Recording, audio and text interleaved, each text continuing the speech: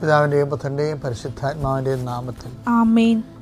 അമ്മേ പരിശുദ്ധ അമ്മേ, അമ്മേ പരിശുദ്ധമ്മേ, ദൈവമാതാവേ, കൃപാസനത്തിലൂടെ ഞങ്ങൾക്കും ഞങ്ങളുടെ ദേശത്തിനും അമ്മ മധ്യസ്ഥം തേടി തന്ന എല്ലാ അനുഗ്രഹങ്ങൾക്കും കൃപകൾക്കും ഞങ്ങളിപ്പോൾ ഹൃദയം നിറഞ്ഞ നന്ദി പറയുന്നു. അമ്മേ പരിശുദ്ധ ദൈവമാതാവേ, 2004 ഡിസംബർ 7 ഉച്ചകഴിഞ്ഞ് 2:30 കൃപാസനത്തിൽ സംഭവിച്ച അമ്മയുടെ പ്രത്യക്ഷപ്പെടലിനെ കുറിച്ച് തിരുസഭയ്ക്ക് സമർപ്പിച്ചിരിക്കുന്ന പഠനരേഖകളുടെ മേൽ സഭാത്മകമായ പഠനം ആരംഭിക്കുവാൻ ഞങ്ങൾ പ്രാർത്ഥിക്കുന്നു. അമ്മേ പരിശുദ്ധമ്മേ, ഭൂസ്വർലോകങ്ങളുടെ രാജ്ഞിയായ അങ്ങേയ്ക്ക് ഭൗമ സംരക്ഷണത്തിനായി പ്രപഞ്ച പ്രകൃതിയെ തന്നെ തിരുസഭ പ്രതിഷ്ഠിക്കുവാൻ ഈ പ്രത്യക്ഷീകരണ വഴി ഇടയാക്കണമേ. പരിശുദ്ധമ്മേ, ജപമാല മാതാവേ, സകല കൃപാസനം പ്രാർത്ഥനകളോടും ചേർത്ത് ഞങ്ങളിപ്പോൾ പ്രാർത്ഥിക്കുന്ന ഈ കുടുംബത്തിന്റെ പ്രത്യേക നിയോഗം.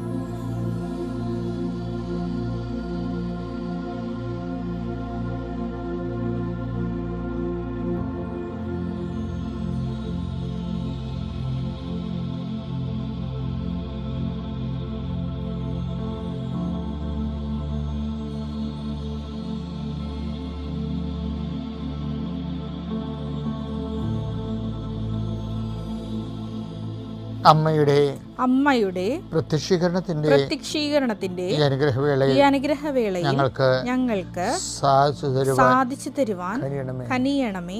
ആമേൻ. വിശ്വാസ പ്രമാണം. സർവശക്തനായ പിതാവും ആകാശത്തിന്റെയും ഭൂമിയുടെയും സൃഷ്ടാവുമായ ദൈവത്തിൽ ഞാൻ വിശ്വസിക്കുന്നു.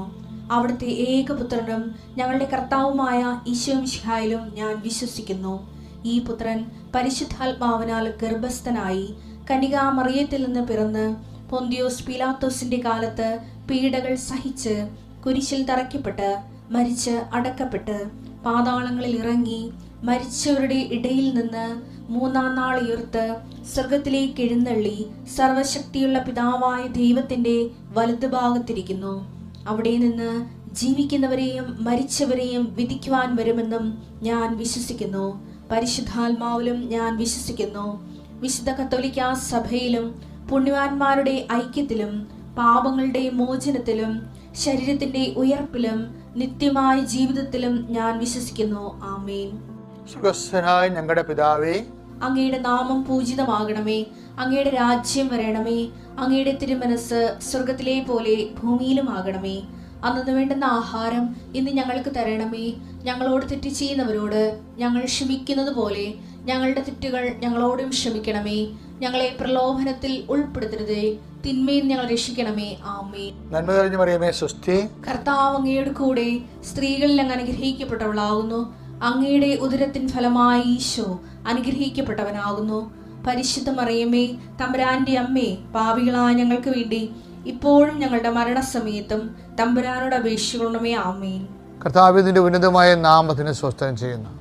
തമാശ്രീയുടെ തിരുനാൾ ആഘോഷിച്ചുകൊണ്ട് അപ്പോസ്തലൻ ഈ മണ്ണിൽ ചിന്തിയ രക്തത്തിൻ്റെ ശക്തി ഞങ്ങളുടെ സഭാത്മക ജീവിതത്തിൽ പടർന്ന് ഇനിയും കർത്താവിനെ അറിയിക്കുവാനും അറിഞ്ഞവരെ ആഴപ്പെടുത്തുവാനും സുവിശേഷ ജീവിതം കൊണ്ട് സാക്ഷ്യം വഹിക്കുവാനും അങ്ങയുടെ മക്കളെ നീ ആശീർവദിക്കണമേ, അനുഗ്രഹിക്കണമേ പ്രാർത്ഥിക്കുന്നു. എൻ്റെ കർത്താവ് നിൻ്റെ ഉന്നതമായ നാമത്തിൽ സഭയുടെ അധികാരത്തിൽ കുരിശിൻ്റെ അടയാളത്തിൽ ദൈവശക്തിയാൽ നിൻ്റെ കുടുംബം ആശീർവദിക്കപ്പെടട്ടെ. നീ ഏത് കുടുംബത്തിൽ പ്രവേശിച്ചാലും ആ ഭവനത്തിന് സമാധാനം ആശംസിക്കണമെന്നുള്ള കർത്താവേ, നിൻ്റെ നാമത്തിൽ ഞാൻ ആശംസിക്കുന്ന സമാധാനം ഇത് പങ്കെടുക്കുന്ന ഈ ശുശ്രൂഷ പങ്കെടുക്കുന്ന ഓരോ മക്കളും അവരേത് ദാരുണമായ അവസ്ഥയായാലും ഈ സമാധാനത്തിന് അവകാശമാക്കാൻ പരിശുദ്ധ കൃപാസനത്താൽ ജീവനോടെ പ്രത്യക്ഷപ്പെട്ട പരിശുദ്ധ അമ്മയുടെ മാധ്യസ്ഥത്തിൽ നിനക്ക് സാധിക്കട്ടെ എന്ന് പ്രാർത്ഥിക്കുന്നു. കർത്താവ് നിൻ്റെ ഉന്നതമായ നാമത്തിന് സ്വസ്ഥം ചെയ്യുന്നു. ഈ കാര്യങ്ങളെല്ലാം നീ നൽകിയിട്ടുള്ള അനേകം അനുഗ്രഹങ്ങളുണ്ട് ഈശോയെ. നീ മാറ്റിയ ഒത്തിരി ജീവിത തടസ്സങ്ങളുണ്ട് കർത്താവേ. അതെല്ലാം നന്ദിയോടെ ഇപ്പോൾ ഞങ്ങൾ ഓർക്കുന്നു. എൻ്റെ കർത്താവിൻ്റെ ഉന്നതമായ നാമത്തിൽ, സഭയുടെ അധികാരത്തിൽ, കുരിശടയാളത്തിൽ, ദൈവശക്തിയാൽ അധ്വാന മേഖലകളിൽ, ജീവസന്ധാരണത്തിന് വേണ്ടിയുള്ള നടപടിക്രമങ്ങളിൽ ഒരെത്തും പിടിയും കിട്ടാതെ എന്ത് ചെയ്യണമെന്ന് അറിയാൻ പറ്റാൻ പകച്ചു നിൽക്കുന്നവരെ പരിശുദ്ധാത്മാവിൻ്റെ ശക്തിയാൽ ഈ ഒറ്റ ആശീർവാദം കൊണ്ട് നിൻ്റെ ബന്ധങ്ങൾ അഴിഞ്ഞു മാറട്ടെ എന്ന് പ്രാർത്ഥിക്കുന്നു.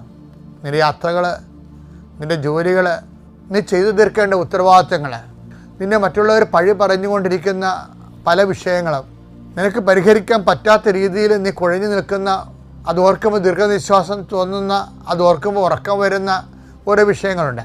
ചില വിഷയങ്ങളെക്കുറിച്ച് ഓർക്കുമ്പോൾ തന്നെ നമുക്ക് ഉറക്കം വരും, സങ്കടം വരും.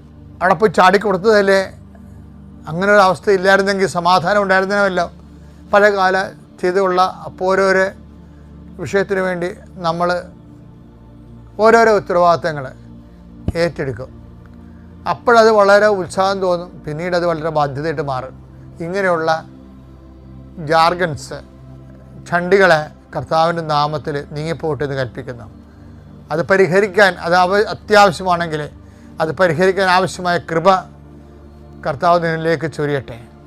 കല്യാണം വർഷങ്ങൾ കഴിഞ്ഞിട്ട് കല്യാണം ഒത്തുവരാത്തവർ, മക്കളില്ലാത്തവർ, വർഷങ്ങളായിട്ട് മക്കളില്ലാത്തവർ, ആ വിഷയം തന്നെ മറന്നിരിക്കുന്നവർ, ഇടക്കിടക്ക് ഓർക്കുമ്പോൾ ദീർഘനിശ്വാസം, ജീവിതം തീർന്നു പോയെന്നൊക്കെ വിചാരിച്ചുകൊണ്ട് മനസ്സ് തണുത്തു പോകുന്നവർ, ആരെപ്പോനെ ചൂടാക്കുകയും വാടിപ്പോയി നനച്ചു കിളപ്പിക്കുകയും ചെയ്യുന്ന പരിശുദ്ധാത്മാവിൻ്റെ അഗ്നിവർഷം നിന്റെ ആത്മാവിൽ അഭിഷേകമായി ലഭിക്കട്ടെ എന്ന് പ്രാർത്ഥിക്കുന്നു.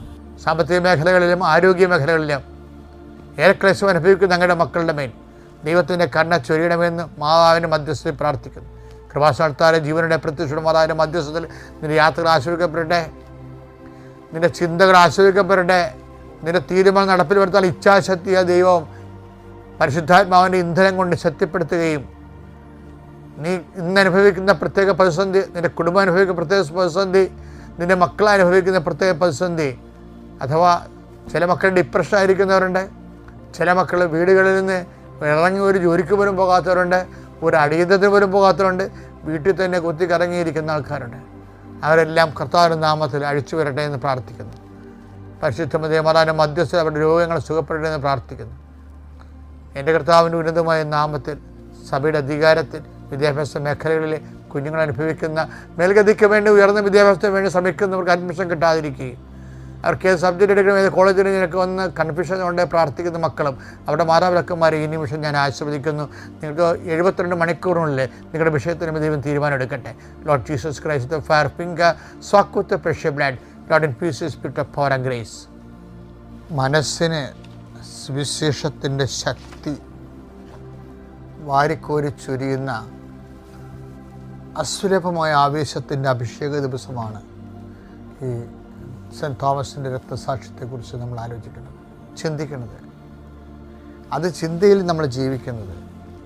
ഞാൻ ഒത്തിരി പ്രാവശ്യം സെൻറ്റ് തോമസിനെക്കുറിച്ച് പറഞ്ഞിട്ടുണ്ട്. എനിക്ക് സെൻറ്റ് പീറ്ററും സെൻറ്റ് പോൾസും പലപ്പോഴും, അതുപോലെ തന്നെ അപ്പോസ്തലൻ അല്ലെങ്കിൽ പോലും സെൻറ്റ് സെബാസ്റ്റ്യൻ, ഇവരൊക്കെ എന്നെ വല്ലാത്ത രീതിയിൽ എൻ്റെ ആധ്യാത്മികത എപ്പോഴും ഇങ്ങനെ സ്വാധീനിച്ചിട്ടുള്ളതാണ്. ഞാൻ പൗലോസ് അപ്പോസ്തലനെ പഠിക്കുന്നത് പോലും സെൻറ്റ് തോമസിലൂടെയാണ്.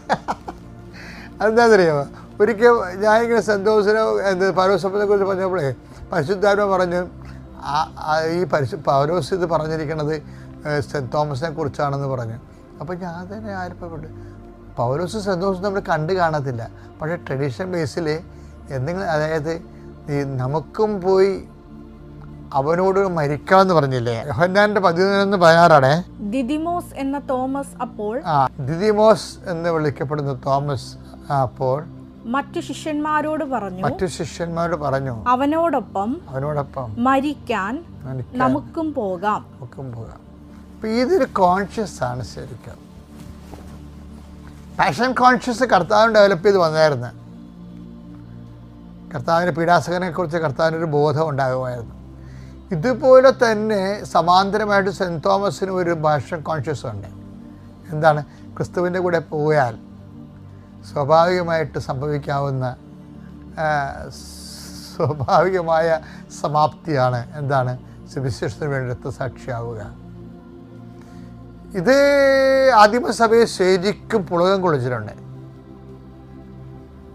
ഏറ്റവും കൂടുതൽ വലിയ ദൂരങ്ങൾ സഞ്ചരിക്കാൻ തോമസിനെ പ്രേരിപ്പിച്ചതും തിരഞ്ഞെടുക്കപ്പെട്ടതും എല്ലാം ഈ ഇച്ഛാശക്തിയുടെ പിൻബലത്തിൽ ആദ്യ സഭയ്ക്കുണ്ടായിരുന്ന അപ്പോസ്തലിക വിശ്വാസാനുഭവമാണ്. എന്താ കാര്യം? പിന്നീട് ഇതിനെക്കുറിച്ചാണ് പൗലോസ് പറയണത്. പണ്ടിങ്ങനെ ഒരാളെ പറഞ്ഞിട്ടുണ്ട്, എന്താണ്, നമുക്കും പോയി അവനോട് മരിക്കാമെന്ന്. എന്താ കാര്യം? അവനോടുകൂടി മരിക്കുന്നവർ തിമോത്തി ബിഷപ്പാണല്ലോ.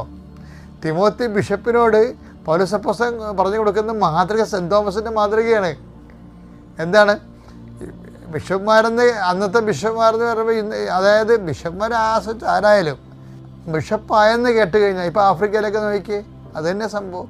ആദിമസഭയിലെ അവസ്ഥയാണ്. ബിഷപ്പാണെന്ന് പറഞ്ഞാൽ അവൻ എപ്പോഴായാലും അവന് ജീവൻ പോകും. അതുകൊണ്ട് എന്ത് പറ്റി? സ്കേപ്പ് ഗോട്ട് പോലെ സഭയ്ക്ക് വേണ്ടി ബലിയർപ്പിക്കപ്പെട്ട ജീവിതത്തിൻ്റെ അടയാളമായിട്ടാണ് ചുവന്ന അരപ്പട്ട കെട്ടുന്നത്. ഇപ്പോൾ സെൻറ് തോമസ് പൗലോസ് തിമോത്തിക്ക് ചുവന്ന അരപ്പട്ട കെട്ടുമ്പോൾ പറയണ ഒരു ഉപദേശമുണ്ട്. തിമോത്തി, ഇതെന്തിൻ്റെ അടയാളമാണെന്നറിയാവോ? നമ്മൾ അവനോടുകൂടെ സഹിച്ചെങ്കിൽ. പണ്ട് തോമസ് അപ്പോസ്തലൻ പറഞ്ഞിട്ടുണ്ട്. എന്താണ്? തോമസ് അപ്പോസ്തലനല്ല അത് പറഞ്ഞിരിക്കണത്, പിന്നെ വേറെ ആരും പറഞ്ഞിട്ടില്ലല്ലോ. എന്താ? നമുക്കും പോയി അവനോടുകൂടെ മരിക്കാം. എന്താ കാര്യം? തോമസിന് അറിയാമായിരുന്നു അവനോട് മരിക്കുന്നവരെ അവനോടുകൂടെ നേടുവെന്ന്.